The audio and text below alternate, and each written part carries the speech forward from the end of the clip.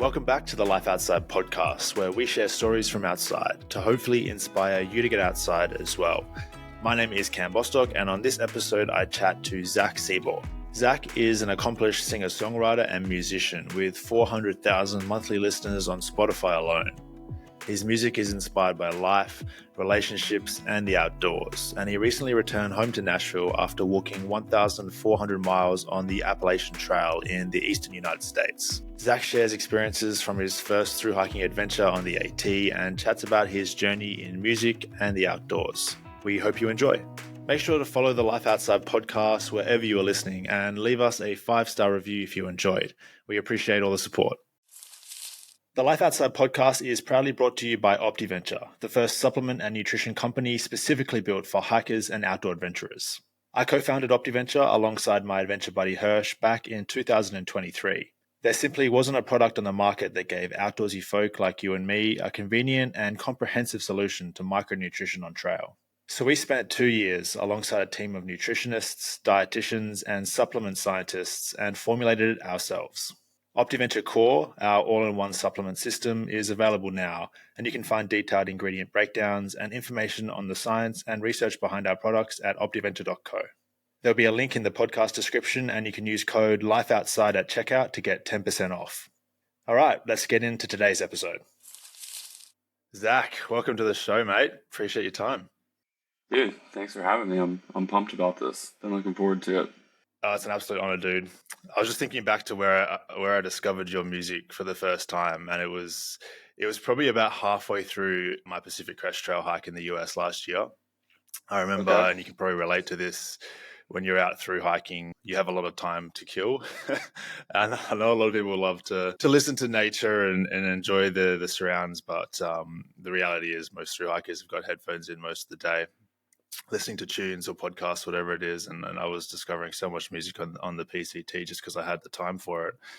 And I was walking with now a really good mate of mine, Dan, who's just a music connoisseur, and he was throwing recommendations left, right, and center. But at some point, your tunes must have popped up on a playlist or some sort of shuffle track or whatever, and really got into your stuff, dude.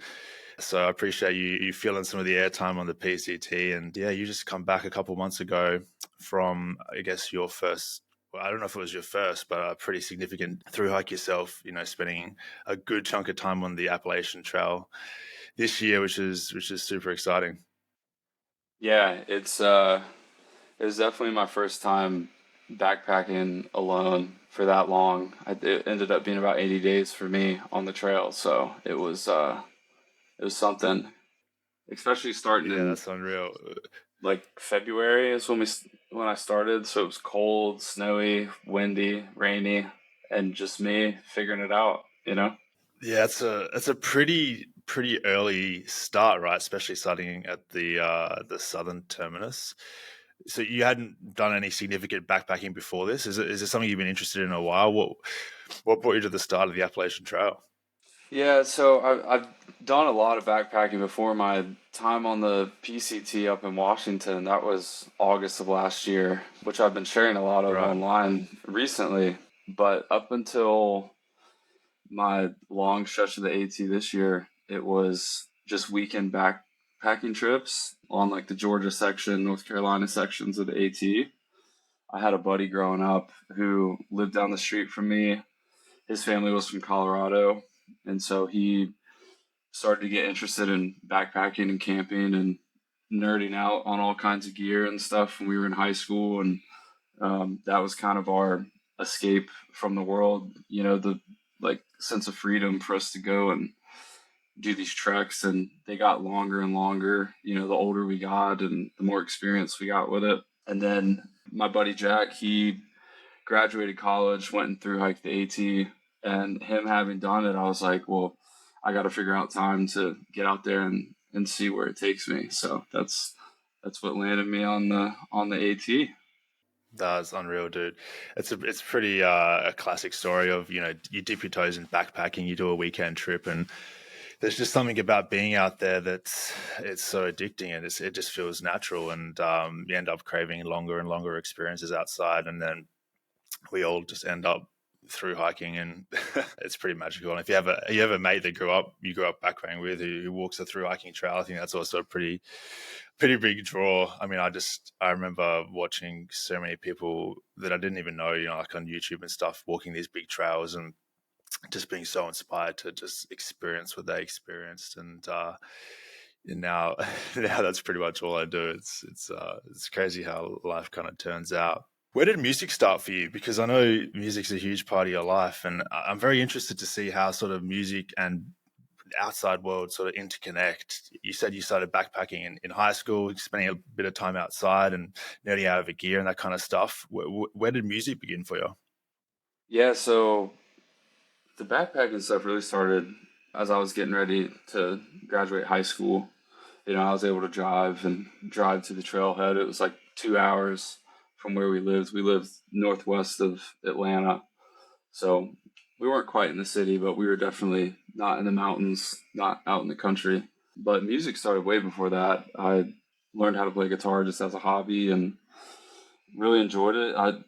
Growing up, I remember that's all I did when I got home. I would sit down, play guitar for hours, and then I moved to Nashville when I graduated from high school, started writing my own songs. And being a songwriter in Nashville is interesting because you're co-writing, you're working with a bunch of different writers that live here, and you're going into these sessions and trying to write songs. And for me, trying to write songs that I can release myself and go play. And I realized over time, to kind of prevent like burnout of that getting stagnant and boring and kind of uninspiring to be creative, just being in a city, I started being really intentional about going on these backpacking trips and getting outside and being in nature. And it's just a way for me to clear my head as a creative person. My what was once my hobby is now kind of my job, and I'm looking at it a little bit differently now. And because of that, I started getting more and more obsessed with the backpacking and the outdoor stuff. And so it kind of like helped each other along the way. And now I'm at a point where a lot of the music I'm releasing now, most of the songs, like I get those ideas being on these trips. It's actually out today, Fire and Gasoline. I was out on the PCT in Washington, and we what did we do? We did Snoqualmie and Stevens Pass, Mm-hmm. where that section was. And so we rented a car from Seattle, drove up. I don't know if we went northbound or southbound, but dropped the car, had to hitchhike back to Seattle to get on a Greyhound bus, go back to the trailhead, start our hike. And just that whole Yeah. experience for me inspired the song while I was out there. And I was out there doing the hike because I was trying to get away from the music. Like I needed to clear my head, and it just presented me with a Yeah. chance to clear my head and be able to actually write a song. So it's funny how it worked out. Yeah. Yeah, I mean, I can relate to that. Being outside is where I come up with most of my ideas and plan a lot of my life in the as far as like creative pursuits go. There's just something about I spend a lot of time in the office where I am right now when I'm at home, and I live in a big city here in Australia, and it does kind of get like that where it's like you lose that spark a lot of the time. And for me, it's the same thing. Getting out bush, get down to the mountains. It just clears your head. It's as simple as that. There's so much going on when you're in the city. I was jamming out to Fire and Gasoline on the on the way in this morning, man. Okay. It's incredible music, and I saw you. I mean, you were posting like some teasers and stuff on your Instagram with clips of Washington, which was very recognizable to me. So that was yeah, super cool.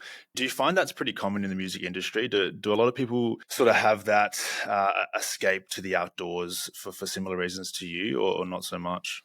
I mean, being in Nashville, you're 3 hours, 2.5 ish hours west of the Appalachian Mountains, and then south down to Chattanooga. There's some mountains there where you can hop around, but here for the most part, I mean, you have some greenway trails. There's a couple trails that you can hop on and maybe go find a campsite and stuff, but I feel like the outdoor culture here is a lot smaller than, say, a Colorado or Mm. being on the West Coast in the US. And I can't say that there's a ton of people from a like collaborating standpoint that also like to go on these. Like, I can't convince a songwriter to go on a backpack trip with me quite yet. And so now it just I'm able to just leave everything here, go do my thing. I right now, because I don't know what season is it for you guys right now. You got a jacket on, so it must be cold. Yeah, just end of winter coming into spring. Yeah. Okay, so it's getting ready to be cold here, and so I'm getting up every single day, just trying to see the sun and get on the trail. I do some trail running right now down by where I live, and that's kind of that's my fix for the time being until I can get out and go somewhere else. In a few weeks, I'm going to do a section on the Arizona Trail, which I'm super stoked about, hiking into the Grand Canyon. But until then, it's if I can get out of this room as much as possible, that's my fix for now. But I can't say there's a bunch of not a bunch of songwriters and stuff out there hiking mountains with me that I Yeah. know of. I'd love to meet them though. Interesting, man. Oh, mate, you can be the change in Nashville. Bring people outside, and the music is just gonna improve because of it. I have no doubt. But it sounds like you've got it worked out, dude. Like I tell people to spend as much time outside, just in general. But in creative pursuits, I mean, it's just so valuable. And you can head out, be inspired, have all these ideas, and then come back to the studio or come back to the office or whatever, and work on them. Do you take do you take your guitar out there? Do you ever record outside as well, or is it more you just go out there for inspiration, then come back and No, make the magic? most of the time I'll have my phone and I'll carry I can just do audio message and I write a lot in the notes on my phone. But there was one time I carried a guitar and I didn't find it worth it. I like to just leave the guitar and come back to it. And then when I was on the AT, I would hike into hostels and stuff, and they would have a guitar, and I'd be able to sit down for a little bit. So that was cool. But I have to find a small enough guitar for it to be worth the wait for me. I've seen a fair few through hikers take like the ukuleles out on trail. I've definitely seen Yeah. a full size guitar on a through hiker's back before, and I don't know. I have mixed feelings about it because a lot of the time you get to camp and someone with a ukulele whips it out and starts playing when you want to go to bed. It's like it's not ideal, but then again, Yeah. if you're sitting around a campfire or you're sitting at camp chatting and someone has a guitar, you're like, hell yeah, let's sing. But yeah, it's obviously a bit of an added weight. I'm super interested to hear about your Appalachian Trail experience. What kind of preparation you do leading up to the AT itself? And speaking of carrying a guitar on your back, which you didn't obviously do, were you trying to get your pack weight low? How are you thinking about gear? Fitness, all that kind of stuff. From a gear perspective, I turned into such a nerd and went down the rabbit hole Love as it. far as Yeah, what hell yeah. all is out there. And it was good to learn, but it was terrible as far as the bank goes because I was like, how can I? Now that I know that there's a lighter option out there, I want to go with that. But I took It's a rabbit a hole. yeah, but I rocked a Hyperlight Unbound 40 pack, I think, which I hiked on the PCT with, which I loved. And then I had a bunch of cold weather gear because I started in February, and I ended up getting the Durston X Mid Pro tent. I was stoked about Yep. that. It was my first lightweight tent that I was carrying. And then what I really screwed up on was all I took was that Nemo pad sleeping pad, the orange one that folds up. Hmm. It was not very well insulated for Smoky Mountains in the cold weather. Yeah, so tried to be as light as possible, but when it came to the sleeping bag and stuff, I had to stay cozy and go the heavier route on that. And it was cold pretty much the whole time, I would say. But as far as fitness, I don't know about you, but like especially now that I'm off the trail, it's really hard to keep the trail legs and to keep that type of like stamina up and strength and trying to prepare for it. I mean, I would get on the stair stepper as much as I could at the gym and try and run as much as I could. But once I got out there, especially that Georgia section, I don't know if it's because it was pretty dang steep or because I was just really out of shape starting off, but there's not really any way that you can prepare for it other than try and get as many steps in as you can. If I went back, I mean, right now, even getting ready for the Arizona Trail, I'm trying to move my body as much as I can, but as soon as I get out there, it'll be a rude awakening for my body. That's kind of what you got to do. I think it's very hard to prepare for a through hike in regular life, and in the same way, it's very hard to keep through hiking fitness when you do get back to regular life afterwards. As you were you're mentioning there, it's just like you don't have 12 hours a day in regular life to walk with a pack on in the mountains. It's just it's just impossible. So that's what I tell a lot of people. Like, it's good. I think it's great to try and prepare your body as much as possible. Get time on feet, test your gear, jump on the stair stepper, especially if you don't have mountains where you live. But getting on trail and just easing in is always the best way to go. And how cool is the feeling of building that trail fitness and getting your trail legs? It's such a magical feeling. I know. Well, you eventually just wake up and you're like, I can't feel my feet, and I know that they hurt, but I just gotta, after a little while, it'll feel okay. You start moving to where you just don't stop. Is what I did. Yeah, yeah. What was the Appalachian Trail like in February? You're starting pretty early in the season. You said you had a lot of cold weather gear. Was it pretty intense? Was there a lot of people around as well? So as far as the weather, it got to be like 20 degrees Fahrenheit. I don't know what that is in Celsius, but it was below freezing. It's pretty cold. Yeah, so for the first few weeks, you were dealing with freezing temperatures, a lot of wind, and then the humidity like made it even colder. There was it rained the first day that I was out. Welcome to the AT. Yeah, and then another thing is with the hurricane that came through on the East Coast, fall of last year, I was seeing so much hurricane damage and having to hike through that. Right. Yeah, there were a lot of I don't remember exactly how many miles of damage it was. It had to have been at least 150, and a lot of it was pretty cleared for the most part. I know that there were organizations trying to get out there before the thru hiking season, and even though I started a little bit earlier than everybody else, like they still got out there before then. There was one section. If you ever hike the AT and you're down at I think it's Watauga Lake, as soon as you walk around the lake, you're basically straight up. And I had a 15-mile hike to the shelter I was staying at. This is right before you're hiking in across the Virginia line, and the people clearing the trail, they were going south and I was going north. And so they were going south to chop up and clear everything that I had just hiked through. And so it was Okay. it was a few miles of like having to like climb around a jungle gym for a little bit. And Yeah. that was after a really long first start of the day, and it was cold and windy. And another question you had asked was as far as the people that I saw. I mean, I was going 3-4 days without really seeing anybody. And Wow. if I did see somebody, it would be, a section or day hiker. But I would get to a shelter. Most of the time when it was cold, I would just try and go shelter to shelter on the AT just because of wind and all that type of stuff.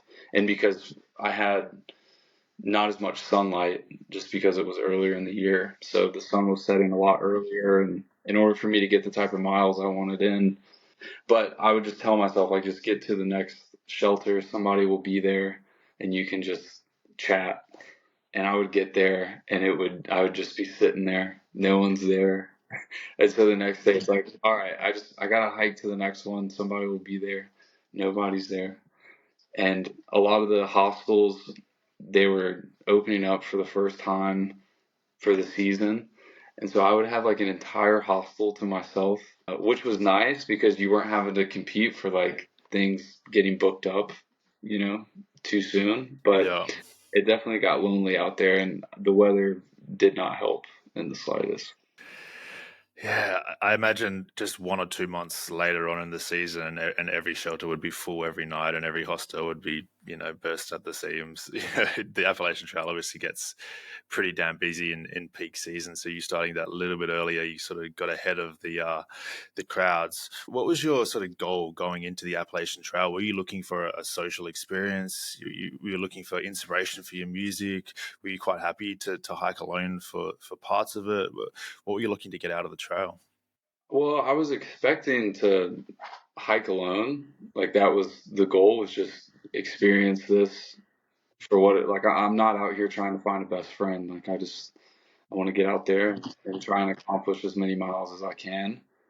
But I also thought that it's one thing to hike alone during the day. It's another thing hiking alone during the day, setting up your campsite at the end of the day by yourself, waking up by your like no one's around.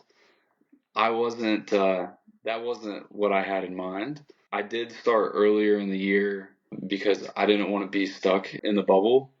I wanted to have a choice as to like being around people and not being around people. And from what I've heard, I know you get in that bubble season and there's just so many people around.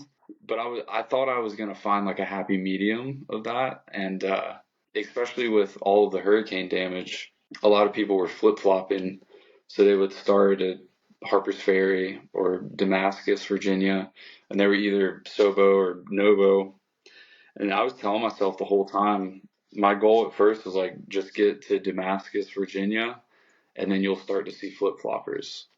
And I got there and I didn't really see any. And so I was like, okay, get to Harper's Ferry, and then you'll see flip floppers. And I got to Harper's Ferry. The night I was staying in Harper's Ferry, I could not find a thru hiker. It was just Wow. section hikers. It was so bizarre. And obviously my goal, I wanted to get to Maine. I wanted to thru hike the entire thing. But I learned the lesson of starting as early as I did. The weather was just not in my favor. The lack of people out there. I've hiked the Georgia section, the North Carolina section, just growing up. When I was doing all of that alone and in the winter, the only time I ever hiked those sections of the trail was in the winter time with my buddies in high school, just because we were on holiday and that was like the time for us to get together. So I didn't really think about like, oh, this is going to be miserable because it's going to be cold. It's like, this is all I know for this section, Yeah. right? But then once I got through it and started to get into, Pennsylvania, Maryland, that whole area, and starting to go north, the weather was, it just stayed shit. And I was like, I really want to come back and I want to experience this for what it is, but also like the beauty of the trail, right? Like all that I had seen were trees blown down. It was brown, it was dead, it was cold.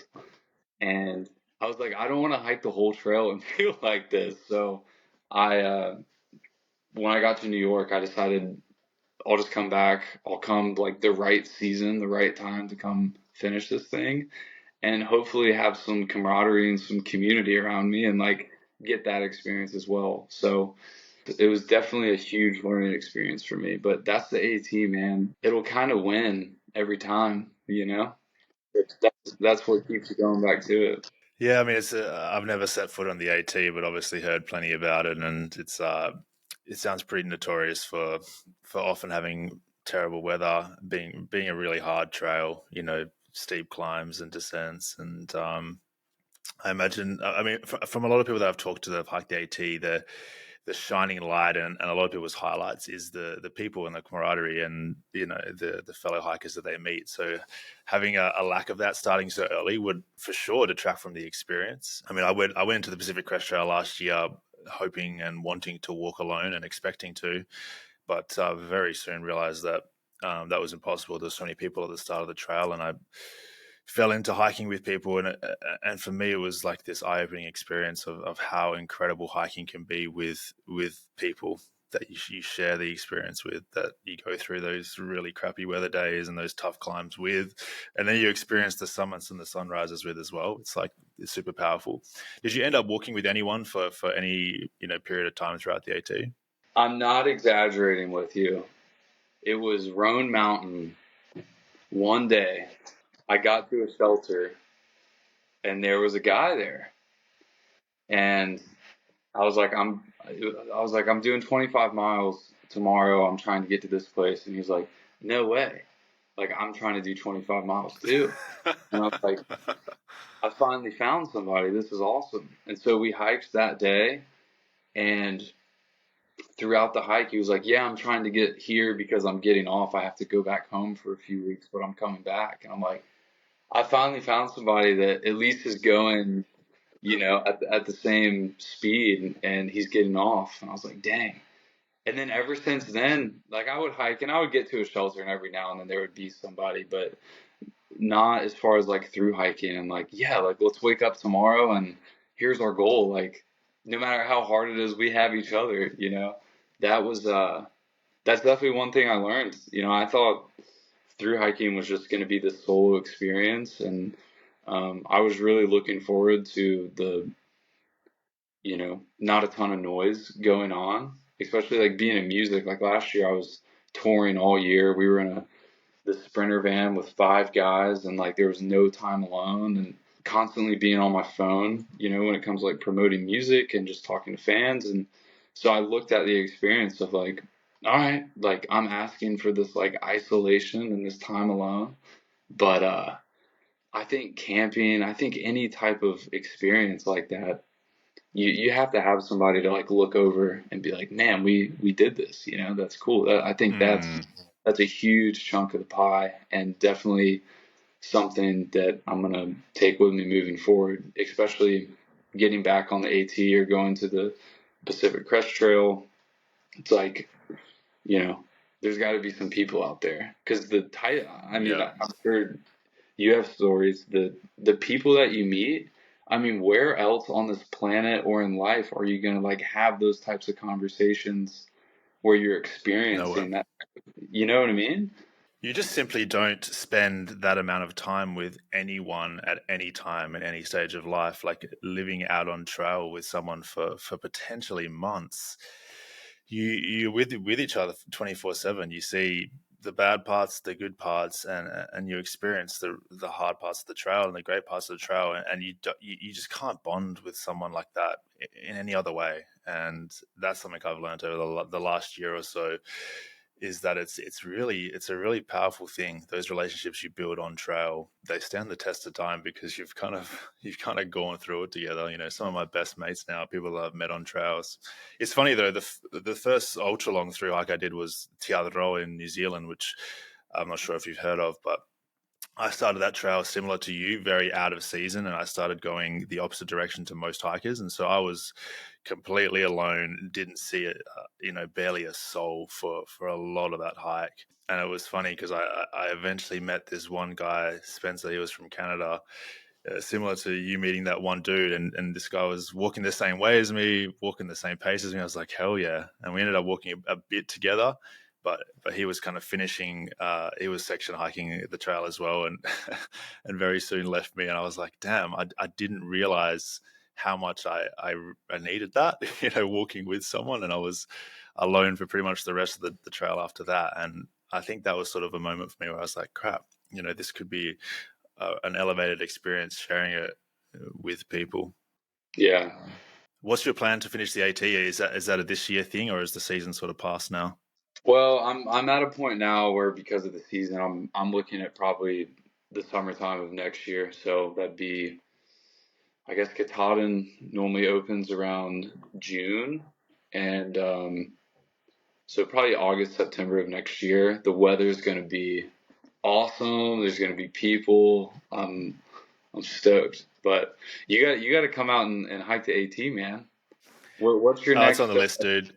Do you know what It's on the your list. next thing is in the States?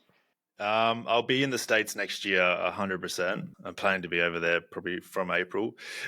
I'm not sure what or where I'll be hiking, but I'm definitely gonna be on the trail. In an ideal world, I'll be hiking a Triple Crown Trail, but yeah, I'm not sure yet at the moment. The AT is something I'd love to do, and the CDT as well. But you're heading out to the AZ AZT soon, and there's just so many like sort of shorter but really incredible through hikes in the US as well that I'd love to hike. So yeah, next year for sure, man. I'll be out there. Hopefully we can tee up a trail day or something. That'd be really cool.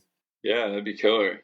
You got spoiled starting on the PCT, like when you Yeah. came here for the first time, because the AT, it was close to home for me because I grew up on that, but it's not as scenic as the Sierras or the Pacific Yeah. Northwest, or you know what I mean. So The PCT was the best trail I've ever walked for so many reasons, and I legitimately cannot imagine another trail being better than it in almost any way. And so I feel lucky that I was able to walk that and have that experience. But now I'm like, it's almost like, geez, how am I going to find something that tops it? Maybe I don't have to. Maybe it'll just be a different experience. Like I've just spent a couple months in Europe hiking through the Alps, and it was incredible, but it just does not hit the same as the west coast of the US. And if I can ask you a question, what of it is compared to hiking in the Alps and stuff? Like, what was it about the PCT?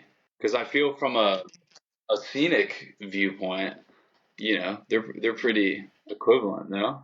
I would say, yeah, as far as like beauty and landscapes, it was pretty on par. The European Alps versus the PCT as a whole, or even comparing mountain ranges like the Cascades and the Sierra. But the PCT is so much more wild compared to the Alps. You know, all the trails that I walked in France and Switzerland were, you know, they're just not wild.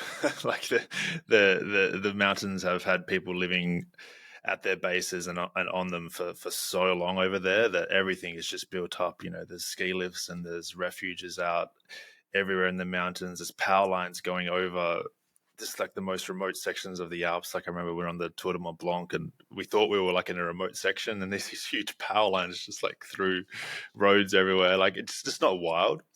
That was the beauty of the PCT. In places like the Sierra Nevada, there wasn't a road for weeks, you know, maybe like a dirt track or something, but so wild, so untouched. The wildlife was, you know, the animals incredible. You know, you're seeing wildlife all the time, and just the community, the culture, the history of the PCT as well. There's just something about it. I'm sure it's very similar on the AT. It's such an old trail with such a sort of storied history, and so many people that have walked it over the years, and the trail towns and the trail angels. It's just this vibe to it that I've just never ever experienced on any other trail. You know, hiking is more than just the beauty of the wilderness and the nature. And there's so many places around the world that are 10 out of 10 beauty. You know, New Zealand and Nepal and the Alps, but the PCT, man, it just hit different. And the people I walked with were just the best people on earth and my best mates now. So that obviously played a pretty big part. Are you going to head out to the PCT as well at some point? I'd love to go do the whole thing, but I did a section in the Sierras and then the Washington section I was talking about. But yeah, just if I can get out there and do it, and I have the time to do it, that's definitely. I was debating when I set out this year to do the AT. It was, am I going to do the AT? Am I going to do the PCT? And the AT is close to home, and just growing up on it, that's the route I took, and I'm glad I did it. But you can't beat the PCT, I don't think. Yeah, I mean, there's lots of people I've talked to that prefer the AT. Maybe it's because of the social sort of Okay. aspect or whatever. But I think all of those big trails over there have their merits and their highlights. And yeah, it kind of just makes sense to walk them all, I guess, to experience everything if you somehow have the time. Trail towns, hostels, all that stuff. That was really cool to see on the AT and how frequent it was, especially once you got out of North Carolina and into Northern Virginia and stuff like that. That was pretty cool for the ones that were open, because Yeah. everything was kind of slowly opening up when I was hiking. But yeah, super cool. Hiking any trail off season is just such a different vibe and different experience. So Yeah. I'll be interested to hear how you going back next season when it's sort of, you know, in its peak and there's people around, everything's open and pumping. I'm sure it'd be a sort of different vibe. Did you ride a lot on the AT? You obviously spent a lot of time alone. I'm sure or you would just, That's you had all there plenty of was to time to do. think and be inspired. Yeah, exactly. Are you out there just like buddy singing in the forest, like no one's around, just coming up with melodies, lyrics, that kind of stuff, and jotting it down? I didn't listen to as much music as you think I would. I think in general, I just don't really listen to a bunch of music. It was a lot of podcasts for me, a lot of books. And then I carried a journal with me. So I just wrote as many days as I could, just kind of updating what I did that day and what I was thinking. And then, yeah, there definitely got to a point where I was just in La La Land singing on the trail. No one was around. I was belting it out loud and something would come to mind and I would record it into my phone or something. But that's about as far as it went because I would get to these shelters and I would be done for the day. There was no sitting around the campfire and, you know, Yeah. singing songs. But I'll have to incorporate that the next time I go out for sure because the weather will definitely be in favor of it. Are we getting an Appalachian Trail album from Zach Seabaugh? A lot of the stuff that I can't say that you like listen to the music and it's like, oh, this is like mountain music, you know? But I mean, a lot of the ideas definitely sprung from hiking and being on those trips. So it definitely gave me a new angle to approach my songwriting and approach my lyrics. And I think definitely influenced the sound and just the sonic landscape of my music moving forward. So I'll try and get like a trail specific song in there, you know? Maybe like Unreal.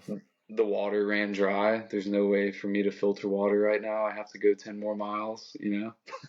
Throw that in a song. I love it. Yeah, Yeah. yeah. A few little through hiking tidbits.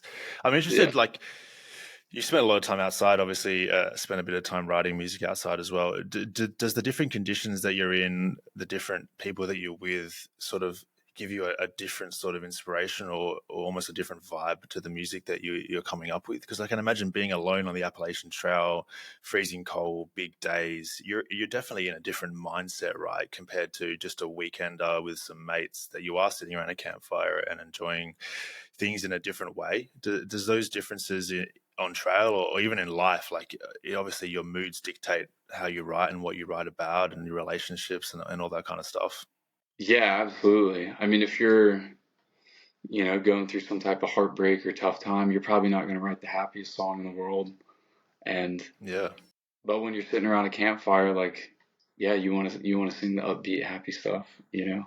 So it just depends on, I guess when I'm in town, the type of people that I'm working with and kind of what their strong suits are. But then when I'm on the trail, it's I don't know. It can be a mix of stuff. It depends on the type of day I have hiking and how tired I am. It could definitely lead to some more like gloomy sounding stuff, you know? totally. Yeah. Do you ever when I make videos about hiking or whatever it is, like it's one of those things where the classic saying of you had to be there. I can never capture on video the feeling that I felt in those moments on the PCT or whatever I'm really videoing about. Like the audience can sort of see the surface level of the experience, but being in that moment was super different. Do you find that's the same with your music? You write around about these experiences in your life. Is it one of those things where, like, you know the audience only sort of hears so much and you can't really capture those emotions, those moments, whether it's on trail or whatever, into the music as well? Or do you feel like you can sort of, I don't know, capture that and share it where the audience can actually like sort of really feel that along with you? Yeah, in a way, I think what's really cool about music is the way I interpret a song can be very different from how you interpret the song. And just the context to your life and the situation you're going through and what draws you in to listen to this type of song. Fire and Gasoline specifically, it was actually cut by another artist before I released it. So I wrote Fire and Gasoline and then the artist Shabuzi, he recorded it, put it on his record. And it was interesting because when I wrote that song, I was hiking out in Washington and had this completely different mindset than probably when he listened to the song for the first time and decided like, oh, this hit me and impacted me in a certain way. Like I want to share this with my voice. I think my fans will connect with it. And so what he took from that song is probably very different than what I was thinking when I wrote the song. But if he can listen to it and be like, this person was hiking, sick. you know. But if not, if they're just going through a hard time or something, it can be a completely different environment for them. And I think that's what's cool, and what I try and keep in mind when I write my music is be specific, have context to like what this means to me, and I try and be as honest as I can in my music, but also like leave it for the listener to bring it into their own life and kind of shape it to whatever they're going through. And I think that's where music can really comfort people. It's like, I had no idea you were thinking this way about the song. This is how I thought about the song. I think it's so cool to hear people's different perspectives on it. That's super cool. It's so true. I'm just thinking about a lot of the times when I listen to music, especially when I'm out on trail, I'm having a lot of time to think. I definitely listen to songs and interpret them in my own way that I'm sure the original writer wasn't necessarily, feeling that exact same way. Like I apply music to my life in a lot of ways where I'm like, Yeah. I often catch myself thinking, I'm like, I don't even know if that's what they're singing about, but that's how it sort of makes me feel and what it makes me think about. And that's a super interesting perspective that, as a writer yourself, it's like open I to have that. a buddy who, when he listens to music, he's not really listening to the words. He just cares about what is what I'm hearing. What does that make me feel? Does it make me feel good? Does it make me feel happy, sad? Then I ask him like, what do you think the song's about? And he's like, oh, I have no idea. I wasn't even listening to the words. And so I try and keep that in mind too, of like when it comes to the songwriting and like the lyrical aspect, it's like you can write the greatest lyrics in the world, but for some people, they're just listening to that sound and like, is that going to like hit them in their chest and like make them feel a certain way? That's where you find the magic in music. It's like, I don't even know what this person was singing about, but I know exactly how they were feeling. you know? That's crazy. That's so accurate. One of my favorite bands of all time is Gang of Youth. They're an Australian a band, and I listen to their music so much. It's kind of ridiculous, but I often catch myself not remembering lyrics from the song, or not even just being able to sing along to music. But it makes me feel so much when I listen to their music, and even though I don't necessarily know every word, or sometimes you can't even bloody understand what the singer's saying, depending on the song, but it just makes me feel a certain way, and it's it might be my favorite song or album, and I couldn't name every album on the song or tell you or sing along to every piece of music, but it's just it's super powerful for me, and yeah, I've never really thought about it like that. It's super cool. Yeah, man. Music's crazy. It's great. It's awesome. Music's powerful, dude. So how much of your writing do you sing and release yourself compared to writing for other people or writing with other people? Most of the songs that I write, I collaborate with other people. So I write them with other writers, with different producers. I don't really sit in a room and write music by myself. I typically get those ideas and bring them into a room of people that I feel like I can creatively trust to bring an idea to life, or somebody that can kind of see the vision. But most of the music that I write, like right now, I'm trying to get an album's worth of songs for next year and slowly release those songs one by one. And then every now and then another artist has interest in a song that I wrote, or I have a chance to write with another artist. So when I sit down with them, we're not really writing for me and the type of music that I make. It's more writing for them, writing their story, seeing what their vision is, and trying to bring it to life. I enjoy doing both. It just depends on the season that I'm in. I definitely think that there are certain times where it's like, okay, I think I have some things that I want to talk about in my music, and I want to focus on getting those ideas out. And then there's seasons where it's like, I can't think about making any music for myself right now. Like, I want to spend my time writing for other people. So I'm slowly trying to get it to where it's more of like a 50-50 type thing, because at first it was like strictly just writing my own music for myself, but I really enjoy getting to write for other people and see how their fans connect with the song. It's the coolest thing ever. Yeah, that's super cool. I mean, yeah, I don't have. I'm super interested in just the whole process of putting out music. So you say you're working on an album. What does that process look like? You know, do you have a release date in mind? Like by this time, I want to release an album. How do you go about forming a track list and putting music together that sort of is cohesive? And is there like a theme for an album? How does all that work?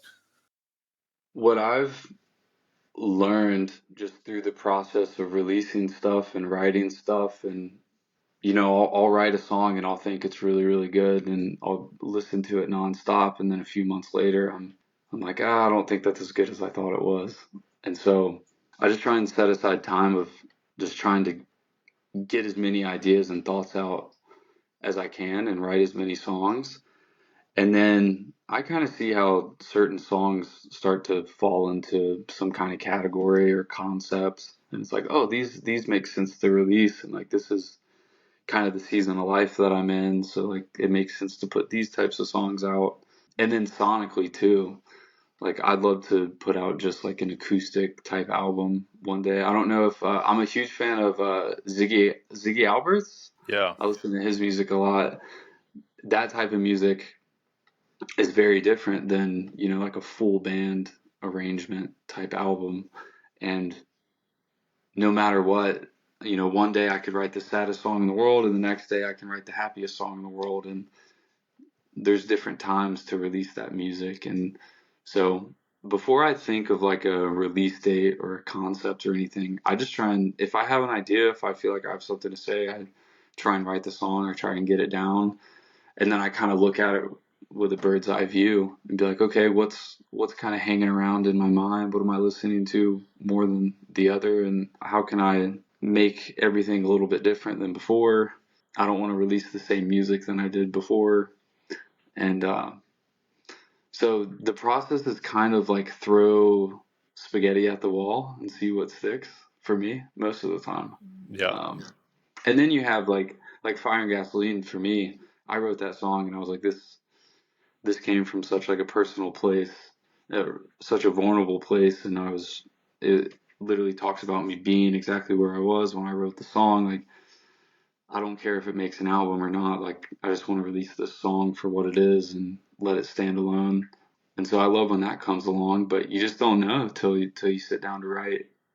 At least that's how I go about it now. It may change. Yeah, so there's probably a lot of stuff that you write that might never see the light of day, right? It's just like you've got all this stuff that you just get out and then you sit with it and you see what sort of you connect with as time passes and what you can form and what into an album or what you can release as a single, and it's just throwing spaghetti at a wall, like you said. Yeah, I mean, so many songs are like, I love you, I miss you, I hate you type songs. And it's like, how many of those can you write? And, sometimes a certain idea that I'm trying to get down, like it takes me writing a couple songs to really get to what I'm trying to say in the music, or it takes me a couple songs to finally land sonically where I'm trying to be with my music. And so I've tried to learn patience as much as I can with the music process and just trusting, my creativity and showing up to write a song. And it's kind of like stalking a deer in a way, you just got to like slowly inch up to it and eventually you'll find it. But at first it was really frustrating because I was like, I don't know why I can't figure this out. And then it's the days, and a reason why backpacking's become so important to me is it's the days where I just let go and I'm just in an environment that is so freeing and your thoughts can just run wild, where that's where it seems to come together. When I sit down to try and intentionally write a song, it never really happens for me. Yeah, I think it's one of those things that just has to come naturally, right? You can't force it. And I'm the same way. I don't write music, but when I'm trying to tell a story in a video, when I'm editing or creating content, it's one of those things where like I edit a lot of stuff and I don't always release it. And a lot of the time it's like I'll edit something and I've learned that I have to sit with that edit and the way I've told that story for sometimes days, sometimes weeks, and then I come back to it with a slightly different perspective or a fresh mind, and I can say, okay, that I'm glad I didn't put that out because I'm not actually happy with that, or like, actually, no, that's incredible, that's really cool. I'm glad I sat with it, and I'm really excited to put it out. And at the same time, like, I get creative blocks all the time where I'm in the middle of trying to form some sort of story or share an emotion that I felt on a certain hike or whatever. And for me, it's always about just getting away from the computer for a while, going out into nature, going for a run, and it always resets me. And I can think about that without seeing it right in front of me on a screen and playing around with the edit. It's like I can kind of step back from it, and there's something about being outside and only having the sounds of nature and those kind of things in front of you that helps you to maybe have a new perspective on the same thing you've been staring at for a long time. And I'm assuming it's the same for music, stepping back and coming back to things after a while, can change your perspective on things that you've written. Yeah, I mean, for me, it's just like the discipline of being able to let go when it's time to let go, like go for a run. Don't sit here and drive yourself crazy. Go for a run and it'll come back, It's what you do. And so I've just tried to be patient with it and treat it as kindly as I can. I mean, at the end of the day, I'm writing music. I'm not building a rocket. I'm not, you know what I mean? So I just try and have fun with it and enjoy the people I do it with. And when the time comes that I feel just foggy or I'm not making sense of my ideas, that's when it's time to just put the pen down and just go for a walk, go experience life so you have something to talk about. I think that's what's really important too. Like, you talk about a timeline for an album and stuff. Obviously, like hiking on the AT is really inspired a lot when it comes to storytelling and just this chapter of my life. And I'm just always trying to think of different ways to experience life. At first, writing songs, it was like heartbreak songs, falling in love songs. But when you're in a really happy relationship, well, you don't want to sit there and write heartbreak songs all day. There's more to life to experience now. So go do that and then bring your fans that part of your life. And so that's been something really exciting for me.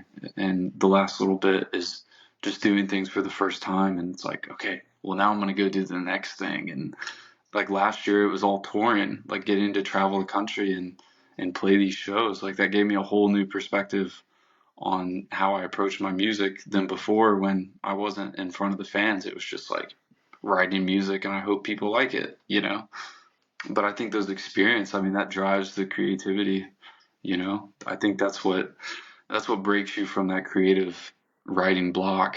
Even going out on a run, like you're moving, just move. I think it makes a world of a difference. Powerful, man. It's so powerful. That's just probably great advice, whether you're a songwriter or not, is to just go try and experience as much of life as possible. I think, yeah, a lot of people just they don't experience life, whether it's sitting behind a screen, experiencing other people's lives, or being too scared to try something new or step out of their comfort zone. But it's so powerful, whether you're trying to be creative or write music or film content, or you just want to live a more wholesome, expansive existence. You got to experience things, and sometimes that just takes a bit of action, a bit of intentionality of just taking that first step.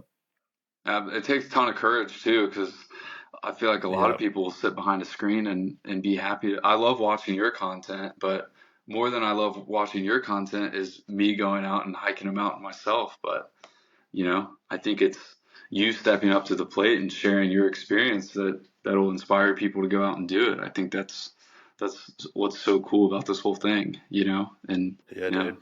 Yeah, my hope for people is that they'll watch a reel of mine and that will inspire them to get off their phone. I don't care if you never watch a reel of mine again, or a video, a YouTube video, whatever it is, but you go outside. I just want people to go outside. And I think that I'm successful in that a lot of the time. I've got to have this balance of not just like trying to chase trends and post content just for the sake of it. I try to be very intentional with inspiring people to get outside. I mean, that's why this podcast exists, and people are going to hear your story and be inspired by it. And that's incredible. That's the coolest thing ever, because I've experienced all these incredible benefits from being outside and pushing myself. And I just know that it can make such an impact on, honestly, on society as a whole, if more people went out and did that kind of stuff more. Through hiking is magical, man. If everyone through hiked a long trail in their lives, I think we'd live in a better world. That's my theory. And it's so hard to. I mean, I have pictures on my phone from when I was hiking and all these things that I do, but obviously talking to you and somebody that does those things, it's easier to relate and understand what I'm talking about. But for people that have never seen that view in real life, it's like, I mean, the picture is great, but like, God, you got to go see it for yourself. It'll literally, it'll do something to you, you know? It's, Yeah, that's nothing like it. what I was saying earlier. You know, it's like I feel like I can never capture what it felt like in a video, and I can try my hardest, but you had to be there, and you can. That's the thing. You know, it is possible, but it takes courage. You know, even going outside, if you're someone who hasn't hiked it before, it's bloody scary, especially in the US where there's bears and stuff. Is there bears on the AT? There's black bears, right? Yeah, there are, but I mean, the time I It's was out terrifying. there, I didn't see a whole. I saw some prints in the snow, but not a ton of wildlife for me, other than some squirrels and the occasional deer. And then Virginia, Grayson Highlands, there's the like miniature ponies, that was a sight to see. That was pretty cool. There's a Yeah, right. section of Like the wild ponies. yeah, it's wild ponies, and they're the miniature ponies. I had Wow. gotten up. It was snowing, and you could only see like 20 feet in front of you, and it was really early in the morning, and I had my headlamp on, and then all of a sudden I see this furry miniature horse, and it was the That's wildest so thing. random. Yeah. But other than that, no, nothing too crazy. I did see a couple snakes, which, I'm not the biggest fan of those things, but cool to see out in nature doing their thing. You might not like Australia, bro. Yeah, dude, I can't imagine. I cannot imagine. I do want to go to But Australia we don't though. have bears, so dude, welcome anytime. We'd love to have you down under. Do you think so you probably have you toured outside the US before? No, that's the goal. That's what's next for me, especially once I get more of this music out, is being able to go across the pond to some different places. I've only been US and Canada so far, which I'm Yeah. super grateful for. I got to travel all over last year. That's all I did. Um, so this year is get inspired, make some music, and then go back out and see everybody. I'm really stoked. Hell yeah, dude. Well, Australia would welcome you with open arms, and yeah, if you do make it down under, we'll have to go on some hikes. And Oh yeah, dude, absolutely. I'd love to come to a show. It'd be incredible. I've actually just like re-listened through your entire catalog over the last couple of weeks leading up to our chat, and I probably listened to it all maybe 5 times over on the PCT. But dude, yeah, if I haven't said it already, I'm a huge fan of your music. It's Thanks, there's man. I not many artists appreciate it. out there that have like a consistently high quality with every song. Like I don't think there's a song that you've released that I've listened to, and I've listened to them all, I'm pretty sure, multiple times, that I didn't like. Whereas like even some of my favorite Oh, artists, there's always like one song that's like you're like I could leave it, but no, dude, you're doing amazing things, and thanks, yeah, man. we'd love to have you. We'd love to have you in Australia, mate. We'll show you some snakes. Yeah, no, you show me from a distance, dude. That's ooh. We'll make it happen, dude. We'll make it happen. I was just going to say, like, the wildlife on the PCT was one of the craziest things. You mentioned there wasn't a huge amount on the AT, but man, the Sierra Nevada in particular. I mean, you've been there. Just deer and bears and Did you see goats? so much. Well, aren't there Yeah, like we saw mountain goats. mountain goats out there? Yeah, In Washington, we actually saw a lot of mountain goats. Super cool. They very cool. yeah, they live up to the name. You know, just scaling the, the big peaks and stuff. But Yeah. um, it's so special just seeing wildlife. But it's so different Australia compared to the US. Like we have snakes, sure, but I mean, so do you. We saw rattlesnakes, which are terrifying, and then all these big predators and stuff. It's like it's a scary prospect hiking in the US. Yeah. What I was most terrified of, especially in the southern part of the trail was just from the hurricanes, all those trees. I mean, there were trees just falling left and right, and that was pretty terrifying to, because I would have headphones in a lot of the time, and eventually it just got Yep. to a point where I wasn't hiking with headphones just to make sure I knew where I was walking. But Yeah, right. that, and then making sure there were no bears. But I was ahead of the pack, so maybe that helps. They were all still asleep.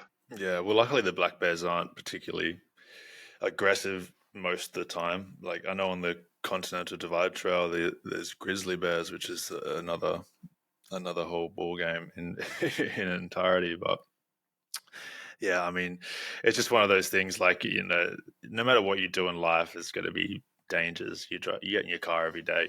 There's potential that you're gonna die. So Yeah, absolutely. why not experience the wilderness and the wildlife? It's very, very cool. Yeah, 100%. Yeah, unreal. Dude, where can people follow you and what's next for you in the immediate future? I know you mentioned you're heading off to the Arizona Trail. Yeah, so I mean, everybody can follow me. I guess Instagram is probably the most up to date that I am. And I'm gonna do the Arizona Trail in a few weeks. I think we're gonna do about 150 miles of that, and I'm excited to share a little bit of that trip with everybody. And then gonna get some more music out, and then hopefully have some tour dates for next year. So everybody will have Hell to yeah. stay tuned. We'll see where this goes.